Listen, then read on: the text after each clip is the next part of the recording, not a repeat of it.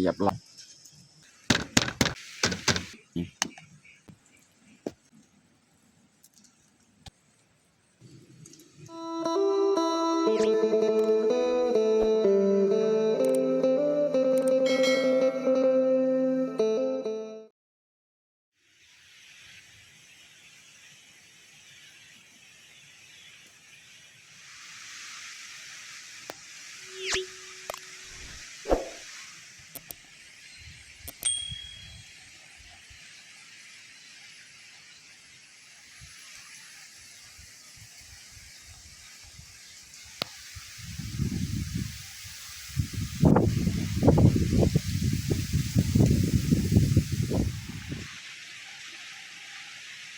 กับสบายดีเบิร์ดสุขุสุขอนยินดีต้อนรับเข้าสู่ซองน้องมุกดา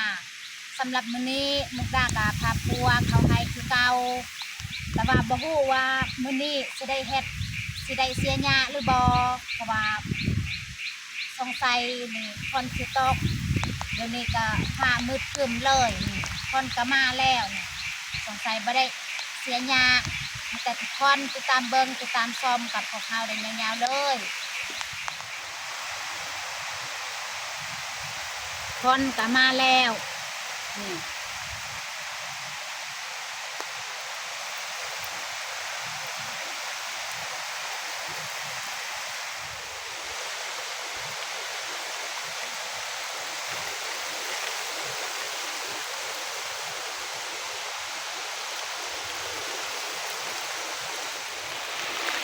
โอ้ฝนมาแห้งเลยพี่น้องเอ้ย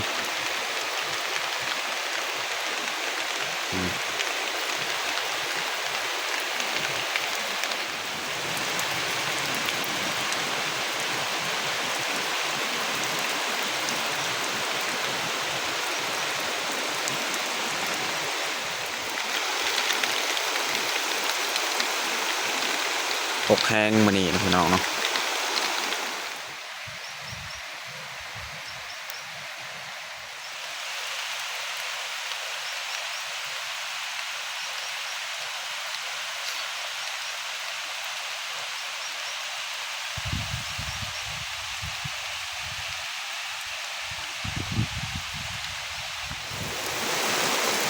ว้าพี่น้องเอ้ยฝนตกแห้งขนาดเลยเนาะทั้งลมพัดอีกนะ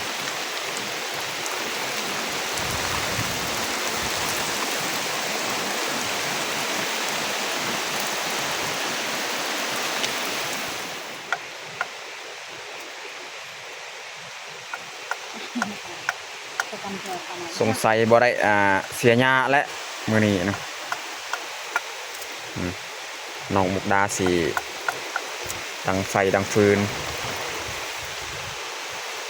เย็นแห้งพี่น้องเนาะเอามาแต่เช้าๆบางทีนี่ท้องฟ้ามืดครึ้มเลยนี่พี่น้องเบิ่งบรรยากาศ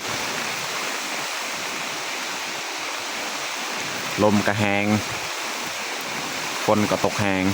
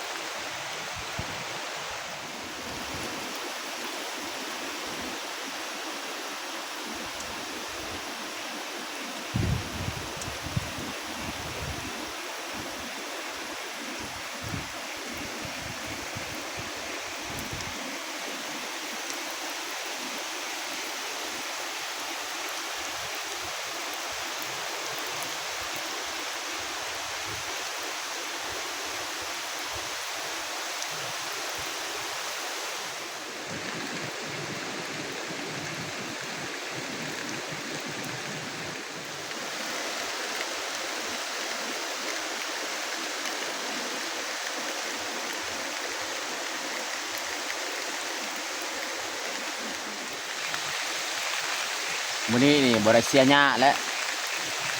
ฝนตกแต่เช้าเลยมันเช้าประมาณ8-9 โมงก็ได้เสียหญ้าอยู่ ก็ ว่าตอนนี้ก็อยากเข้า8 โมงแล้ว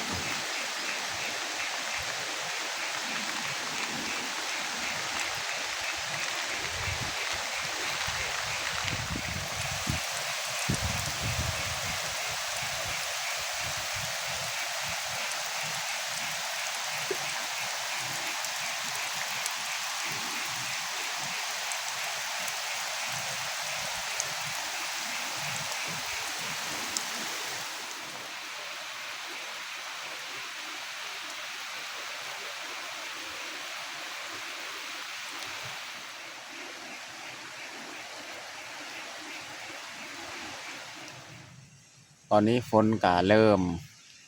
เซาตกแล้วแต่ว่ายังมีอยู่ฝนฟอยแต่ว่ามันก็บ่แห้งคือบางกี้แหละอันนี้ก็ทยอยกันเซาแล้ว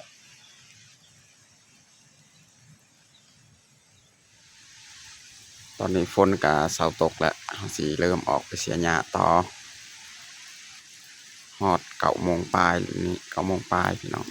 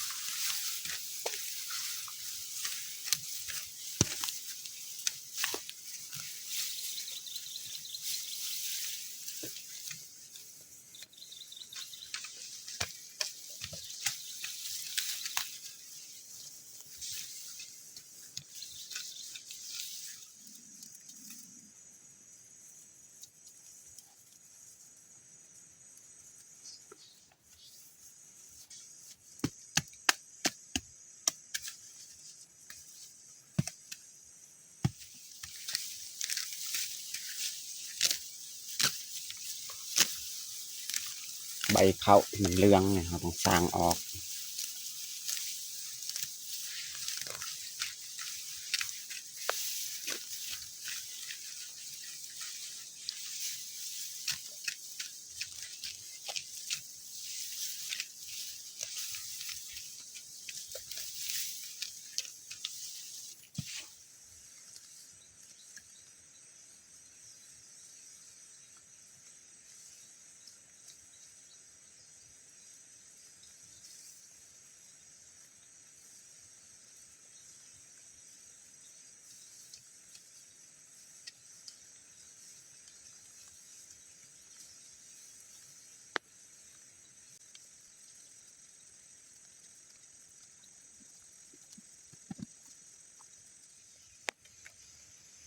ตอนนี้เฮากาสีพักเที่ยงน้องมุกดากันยังเสียหญ้าคือเก่านี่เฮาเสียแต่นี้แหละอู้ฮอดฝุ่นเลยนะฝนนี่ก็เริ่มมาอีกพี่น้องเนาะนี่เฮาสิมาเฮ็ดอาหารการกิน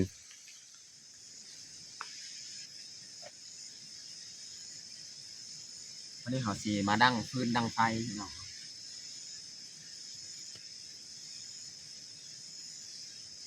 ปกตินี่แม่นบ่ยืงจะเฮ็ดอาหารตลอดเนาะก็มีFC บางคนว่าเป็นหยังซองของน้องมุกดานี่คือว่าให้น้องมุกดาเองเนาะมาเฮ็ดกินก็คือแบบนี้เนาะน้องมุกดานี่แบบการถ่ายคลิปอิหยังก็ซักๆอันนึงมากับน้องมุกดาก็ว่าตัวเองเฮ็ดบ่อยากได้ก็เลยให้คอยตลอดมาเฮ็ดเนาะว่าข้าวจะกินข้าวถ้าว่าตัวเองมาเฮ็ดมันช้ามันโดนต้องได้เปลี่ยนมุมตั้งกล้องทั้งนี้ทั้งนั้นจะใช้เวลาโดนเนาะก็เลยให้เบายืงตลอดเนาะมาเฮ็ดสิมาตั้งไฟเลยบัด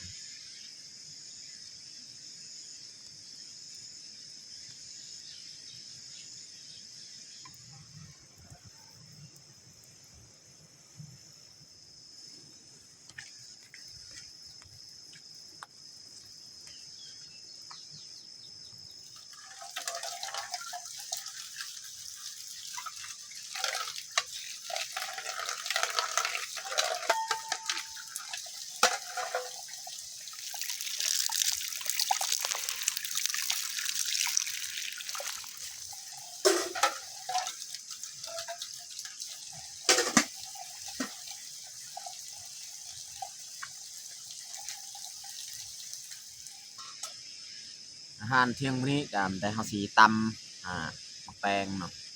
แล้วก็สิเอานั่ง2เส้นมาจีนกินเนาะอันนี้แม่นนูเนาะย่างไว้นูสิตำมะแตงนี่ก็จีนังบ่มีอาหารการกินพี่น้องได้สำนี้ก็กินสำนี้พี่น้อง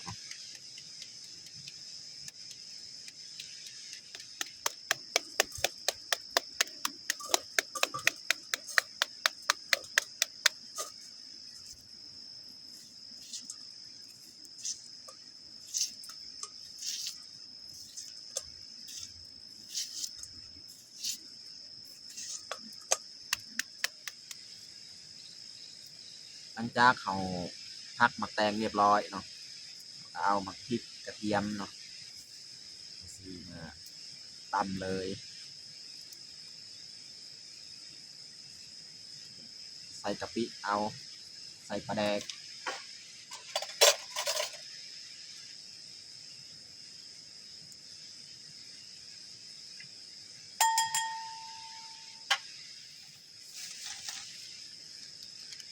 ใส่ผงนัว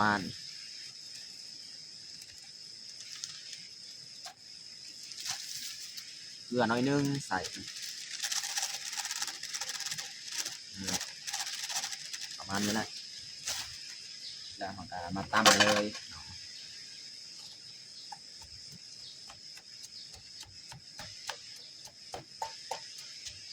เฮ็ดแบบง่ายๆเลยพี่น้องเนาะอันใดที่มีในเที่ยงหรือว่าหาได้ก็ใส่ตัวนั้นเอาตัวใดบ่มีก็บ่ใส่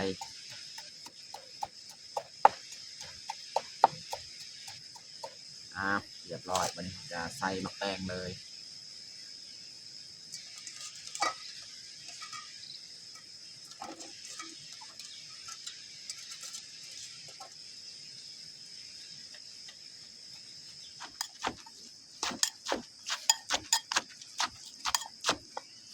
บัดนี้เราสิมาใส่ปลาแดกอีกพี่น้องเนาะเพิ่มความเข้มข้นเลยไปแล้วประมาณนี้เนาะพี่น้อง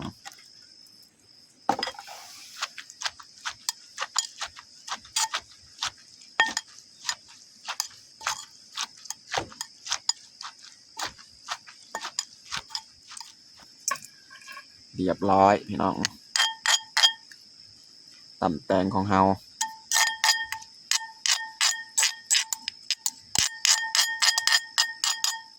อันนี้แหละพี่น้องเนาะนั่ง2 เซนเอามาจีเอามาเผาเลย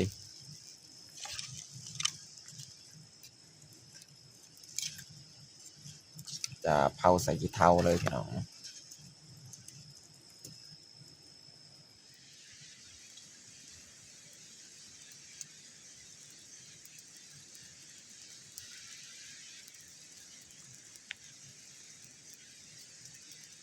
อันนี้เป็นนูน้อย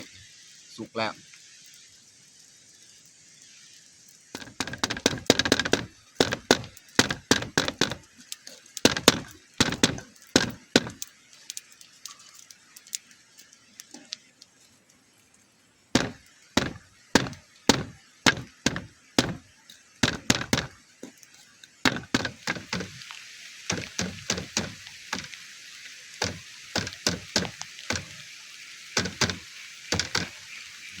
พอแล้ว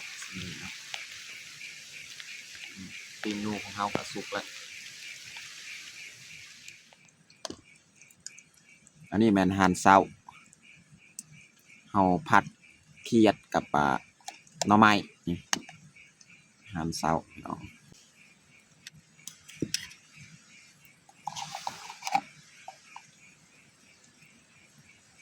ผัดเขียดพี่น้องใส่หน่อไม้หั่นเศร้าเนี่ยเอามา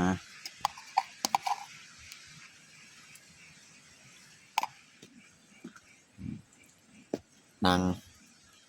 อาหารเที่ยงของเฮากับเบิดสำนี้แหละพี่น้องเนาะ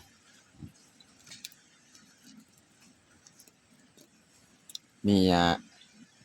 อ้อบ่แม่นอ้อผัดหน่อไม้ใส่เขียดพี่น้องเนาะตำมักแตงชีนังกับปีกหนูฝนอันนี้ก็บ่หยุดบ่เซานี่ตกอีกเนาะ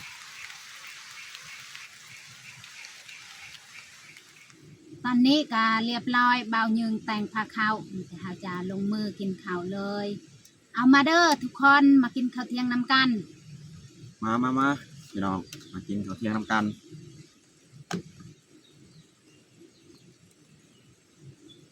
บรรยากาศมืดๆเลยนี่ฝนตก